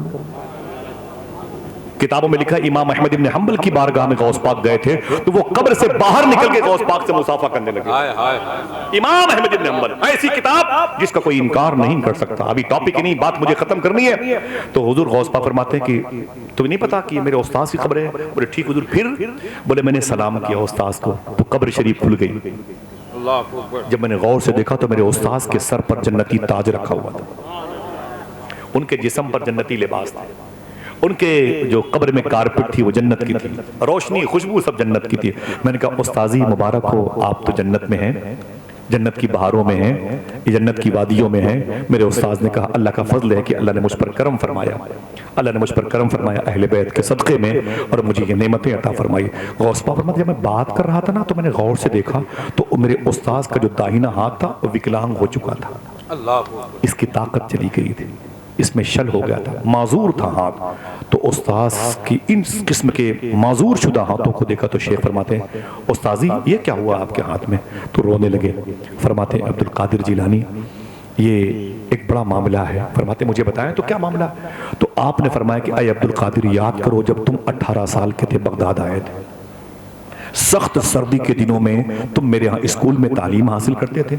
एक दिन सर्दी के मौसम में नहरे दजला नहर के करीब से मैं आगे आगे चल रहा था, तुम तुम्हारे कुछ हम सबक साथी क्लास फेलो पीछे पीछे चल रहे थे। अचानक मैंने मुड़ करके दाहिने हाथ से जोर से धक्का मार के तुझे नहरे दजला में गिरा दिया था।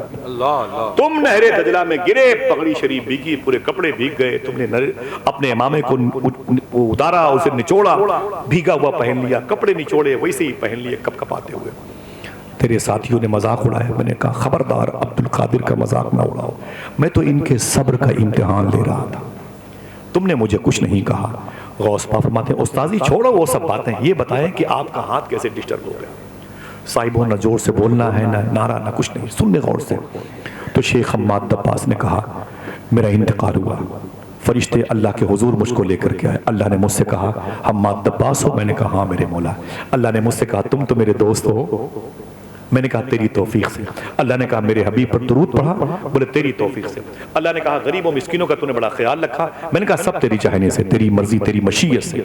अल्लाह ने कहा अय हम्माद दब्बास तू बख्श दिया जाएगा, तू जन्नत में रहेगा, तेरी वजह से लोग जन्नत में जाएंगे, तू जन्नत की लिबास को मलबूस करेगा, तेरी जो कालीन होगी ना कारपेट जन्नत की होगी, खुशबू तेरी कब्र में जन्नत की होगी, ताज जन्नत का होगा, लिबास जन्नत का होगा। लेकिन ऐ हम्माद दब्बास सुन, जिस हाथ से तूने अब्दुल कादिर को धक्के मार के नहरे दजला में गिरा दिया था, उस हाथ की ताकत को मैं छीन लूंगा।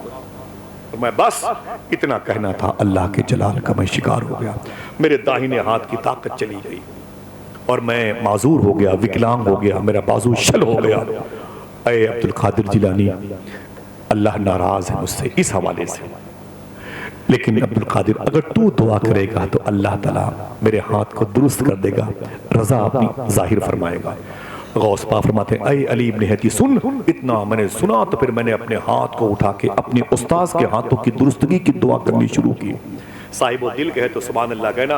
हुजूर गौस आजम फरमाते जब मैं दुआ कर रहा था तो 5000 औलिया किराम अपनी अपनी कब्रों में खड़े होकर मेरी दुआ पर आमीन कह रहे हैं। अल्लाह अल्लाह।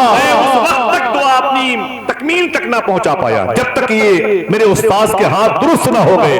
अभी अभी अल्लाह ने उनके हाथों को दुरुस्तगी अता फरमाई है तो मैं सलाम करके उनकी कब्र से बाहर निकला हूं। क्या मतलब? मेरा इमाम क्यों ना कहे जो वली कब्ल थे या बाद हुए या होंगे, सब अदब रखते हैं दिल में मेरे आका थे। और जरा सी बेअदबी की तो फिर अल्लामा कहर है ऐ गौस वो तीखा तेरा, मर के भी चैन से सोता नहीं मारा तेरा। मादरा चाहता हूं बस हुजूर गौस पाक की ये तालीम है, सच बोलते रहो और हलाल खाते रहो इंशाअल्लाह। हाथों उड़ा के बोले इंशाअल्लाह। ये दो काम करते रहोगे साहिबो, यहां भी कामयाब रहोगे इंशाअल्लाह, वहां भी कामयाब रहोगे। जिस भाई ने दरमियान से एक नारा लगाया था फिर खड़े होकर गौस पाक की मोहब्बत में लगाए नारा, कहां है वो? है कोई? माशाअल्लाह, सुभान अल्लाह, सुभान अल्लाह। अल्लाह सलामत रखे। बुजुर्गों को गुजारिश है कि आप तशरीफ लाएं, मिंबर शरीफ पे तशरीफ लाएं, है कि नहीं? बुजुर्गों को ज़हमत न हो। अगर बैठने की जगह है माशाल्लाह। और गलियों से तो कुछ भी नहीं लेना मुझको, बस तुझे देखने आऊंगा चला जाऊंगा, अपनी दहलीज पे कुछ देर पड़ा रहने दे, जैसे ही होश में आऊंगा चला। अल्लाह हम सबको हुजूर गौस पाक की बारगाह में हाज़िरी का शरफ अता फरमाए, खिला के खाने वालों में शामिल फरमाए, पिला के पीने वालों में शामिल फरमाए, पहना के पहनने वालों में शामिल फरमाए। जिंदगी में एक शब सहने कादरी में गुजरे, ज़बाने गौस पाक का लंगर खाएं, आंखें गौस पाक का वो गुंबदो मीनार देखें जिसको देखने के बाद अल्लाह विलायत अता फरमा देता है। अल्लाह आप सबको खुशहाल रखे। जिन दोस्तों ने ये मजलिस सजाई है, बड़े बड़े सनागरों को बुलाया, एक का नाम लूँ दूसरे का ना लूँ तो अदब के खिलाफ हो जाएगा। अल्लाह कबीले हसन बिन साबित अंसारी के इन मुबारक अफराद के कदम की वजह से इस शहर में मोहब्बतें नाजिल फरमाए। जो गुजरे हुए लोग हैं उनको बख्शे हुए लोगों में शामिल फरमाए। अल्लाह फलस्तीन के लोगों पे करम फरमाए। हमारे मुल्क की जेलों में जो बेकसूर हिंदू या मुसलमान है, अल्लाह सबकी रिहाई का इंतजाम फरमा दे। हाथों उड़ा के आमीन कह दे। गरीब नवाज के मुल्क में हमें सादात की ताजीम की तौफीक अता फरमाए। हर शेख के अक़वाल पर, हर मुरीद को अपने पीर की तालीम पर अमल की तौफीक अता फरमाए। आला हज़रत सरकार के मसलक को मशरब की राह का मुसाफिर बनाए। कभी कोई शरई तौर पर कबाहत मेरी गुफ्तगू से हुई है, शरा के खिलाफ कोई जुमला निकला तो मैं तौबा करता हूँ। अस्तगफिरुल्लाह रब्बी मिन कुल्लि ज़ंबि व अतूबु इलैहि, ला इलाहा इल्लल्लाहु मुहम्मदुर रसूलुल्लाह सल्लल्लाहु अलैहि वसल्लम। इंशाल्लाह चलेंगे बगदाद शरीफ। हाथों उड़ा के बदले लब्बैक या गौसे आज़म, लब्बैक या गौसे आज़म। अल्लाह सबको बारगाह शेख में हाज़िरी का शरफ अता फरमाए। मुल्क हिंदुस्तान का शेर व अदब का बड़ा अजीम शान कोहे वाला निज़ामत के एक पाकीज़ा पैराग्राफ के फ्रेम में उसकी तस्वीर नुमाया नजर आ रही है। मखदूम ग्रामी औलाद मौलाए कायनात सैयद वारिस चिश्ती शाह साहब क़िबला तशरीफ फरमाए। शायद ये उनके